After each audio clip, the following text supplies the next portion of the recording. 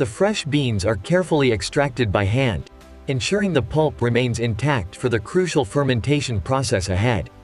Here we see the cocoa beans undergoing fermentation. This natural process generates significant heat, essential for the flavor profile of the final chocolate.